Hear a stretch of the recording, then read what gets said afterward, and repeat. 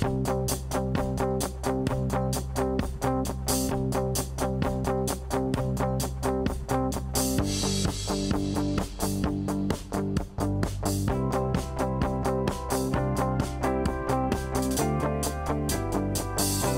this is a great question. I take it that whoever asked this is an active participant in one of our programs, so thank you so much for collecting with us.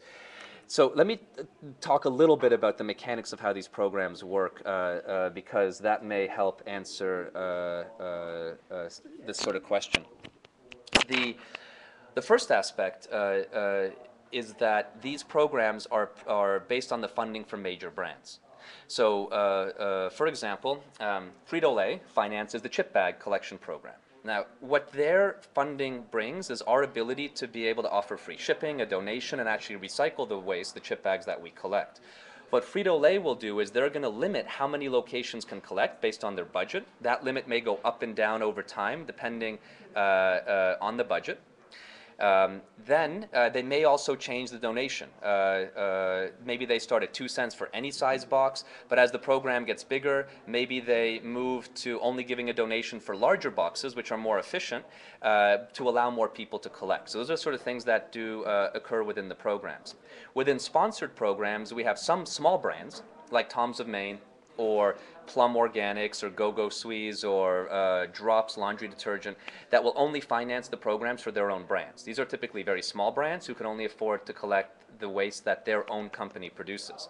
That's why we actually focus more on big mega brands, like a Colgate, or a Kraft, or a Nestle, and so on.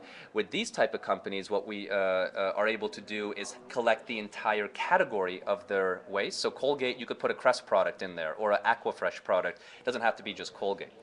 Now, the reason there are restrictions around the categories is that the programs are priced depending on what is accepted. So when take the cosmetic program that is funded by L'Oreal in a few countries there, we have to sort out all the cosmetics that come in and then be able to process, because the way you process shampoo bottles are totally different than the way you process mascara or blush or whatever the other cosmetic forms are.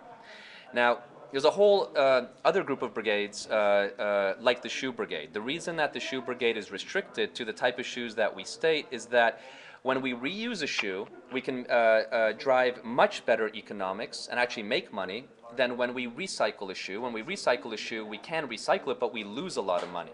So we need to make sure the shoes come in paired, for example, because unpaired shoes can only be recycled and cannot be reused. And because today there isn't a sponsor on that program, it's something that TerraCycle finances itself, we have to make sure that the economics make sense, or we couldn't offer the program. So again, there are programs that are sponsored by brands. Those are relatively easy. Then there's programs that we sponsor for waste streams that can finance the collections themselves, and in those cases we do have to create limits. For example, some e-waste, like ink cartridges, cell phones, laptops, can finance themselves, but other waste streams like keyboards, mice, webcams, headsets, things of that nature must be financed with a brand, and that's why Logitech is involved in financing that program. I hope that answered the question on the shoes, and again, thank you to the collector out there who is collecting.